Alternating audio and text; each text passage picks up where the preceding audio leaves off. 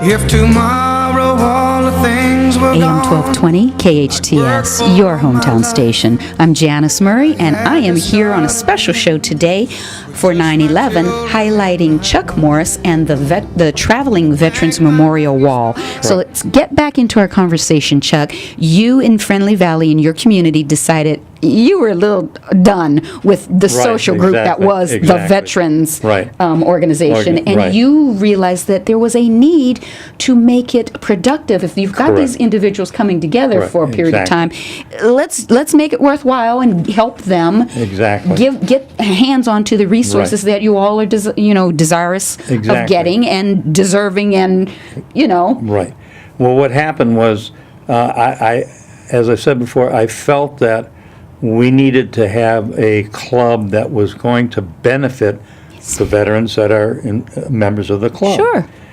So I decided that I would have people from veterans community, whether it be CalVet, whether it be VA, whether it be attorneys that deal in veterans affairs, whether it be burial services, whatever the case may be, I would have speakers come to our meetings and talk about those benefits, because there are tons and tons of benefits that veterans are entitled to that nobody knows anything about.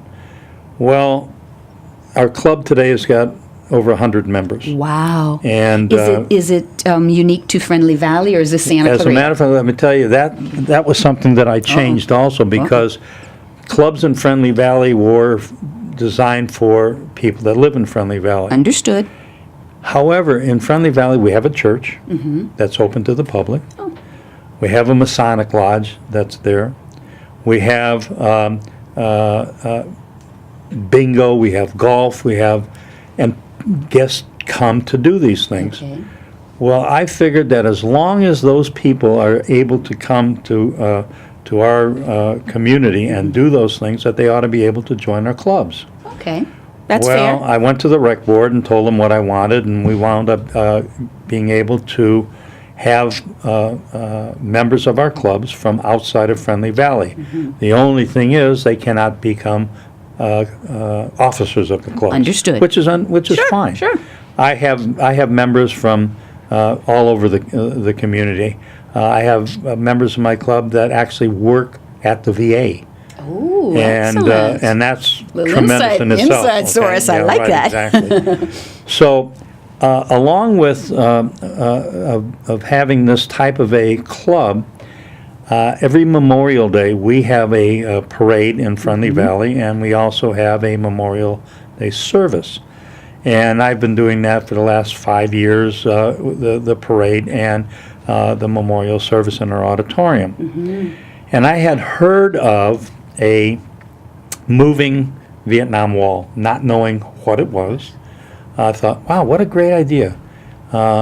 Maybe I could get it, and we'll tow it down our in the parade. in our parade in Friendly Valley, down Avenue of the Oaks. You really didn't know what it was, did you? Truly did not. So I found that this was in Lancaster, and I called them up, told them what I wanted to do, and they said, the first thing they said was, first of all, you have to reserve this 6 months in advance. I said, okay, well, I'll do it the following. This was in 2012. Okay. And he says, by the way, do you know that the one that we have is 200 feet long? And I said, no, I had no idea. We're just going to run that down the street in our parade. Exactly. Imagine towing it up the 14 freeway. I love it. Obviously, I didn't do what I wanted to do. You changed the plan there.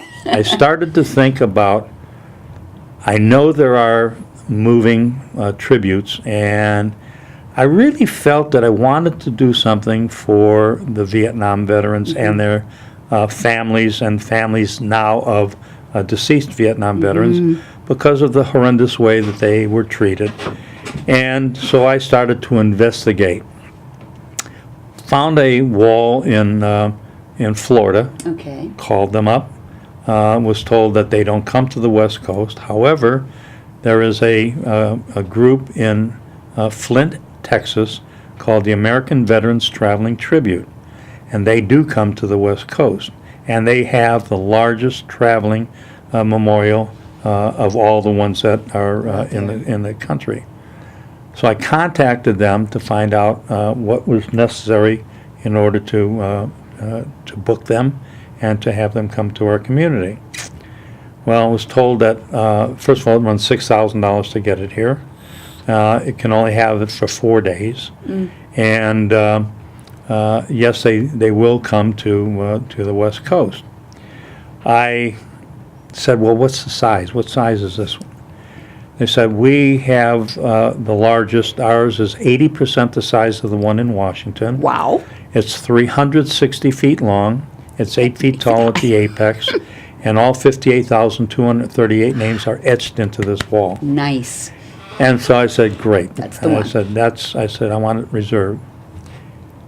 At that point, I'm sure you had to take a deep breath because now you've got a huge undertaking. We need to take a break, and then we're going to come back and find out what you've been doing for the last year to make this a reality. So let's take that break. Don't go away. We'll be right back on your hometown station, AM 1220, KHTS.